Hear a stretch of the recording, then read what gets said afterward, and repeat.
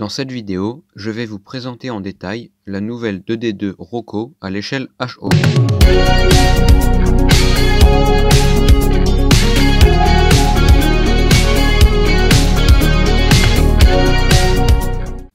Bonjour à tous et bienvenue pour cette nouvelle vidéo de présentation de matériel. Aujourd'hui, je vous présente la nouvelle 2D2 9101 de chez Rocco que j'ai empruntée pour l'occasion. Cette vidéo fait suite à la vidéo de test que j'avais faite il y a quelques temps. Je vous mets le lien dans la description et en annotation en haut à droite de l'écran. Cette locomotive a été achetée sur le site Monsieur Maquette au prix de 249 €. Donc nous allons la sortir de la boîte.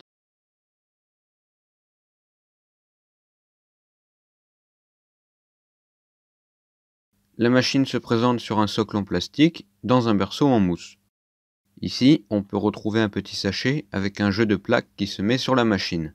Elles indiquent que cette locomotive a battu le record mondial de parcours mensuel, à savoir 51 657 km, en mars 1954. Ces plaques sont accolées, si on le veut, avec une petite goutte de colle blanche sur les représentations tampographiées en place sur la machine.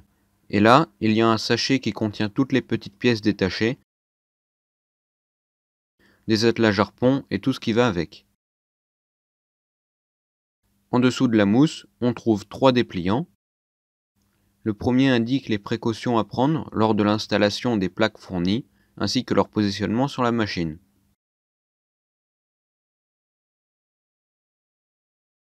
Le deuxième recense toutes les pièces qui composent la loco, ainsi que leurs références, si vous souhaitez en racheter en cas de perte ou de casse. Enfin, le troisième et dernier dépliant est le manuel d'instruction détaillant l'installation d'un décodeur, le changement de l'attelage, l'installation des pièces détachées ou encore la manière d'entretenir la loco. Donc c'est vraiment un point positif. Rocco a fait des instructions très précises, la notice est très complète car elle fait une quinzaine de pages, les schémas sont très clairs et toutes les instructions sont traduites en plusieurs langues dont le français. Maintenant que nous avons vu ça, nous allons pouvoir passer à la locomotive en elle-même. Donc déjà, nous pouvons voir qu'elle est bien emballée. Il faut faire vraiment attention en la déballant, car en allant trop vite, on pourrait abîmer certaines pièces. C'est une machine qui a beaucoup de roues, donc vérifiez bien qu'elles soient toutes sur le rail, ce qui n'est pas évident, surtout pour celles du milieu. Donc à première vue, c'est vraiment une très belle machine, la livrée est très bien appliquée. Donc nous allons commencer par les faces avant. Au niveau de la plaque, du numéro de la machine ainsi que du logo SNCF, on remarque que les écritures sont très lisibles, les phares et tous les autres petits détails sont très fins. On pourrait également souligner la finesse des gravures sur les marchepieds au-dessus du tablier.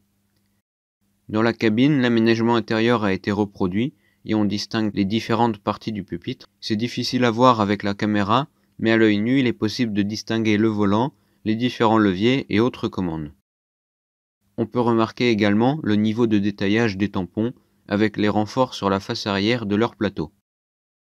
Au niveau du toit, nous remarquons que les palettes des pantographes sont très fines.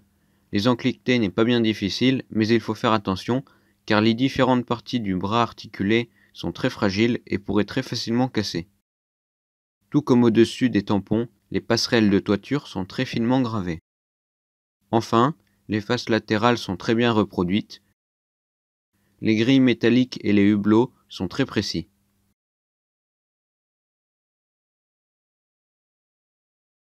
On remarquera également les sabots de frein et les tuyaux de sablière qui sont reproduits pour chacune des roues. Faites bien attention à ces pièces car elles peuvent se décrocher très facilement, surtout quand la loco est mal posée sur le support en plastique. Si une de ces pièces tombe, elles sont simplement encliquetées et peuvent donc être mises en place facilement.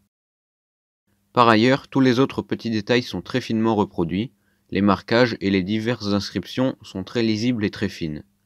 Globalement, grâce à cette observation détaillée et au test de roulement que j'avais fait dans une précédente vidéo, la machine est très belle, son fonctionnement, son roulement et son ralenti sont vraiment bons, et on sent bien qu'aucun détail n'a été laissé au hasard. Si cette vidéo vous a plu, si vous avez appris des choses, alors je vous invite à aller voir mes autres vidéos, elles sont répertoriées dans des playlists, en fonction du type de la vidéo, documentaire, présentation de train miniature, spot dans les gares et autres. Je vous invite également à cliquer sur le bouton rouge pour vous abonner si mon contenu vous plaît, et on se dit à samedi dans 2 semaines pour une nouvelle vidéo sur les trains réels.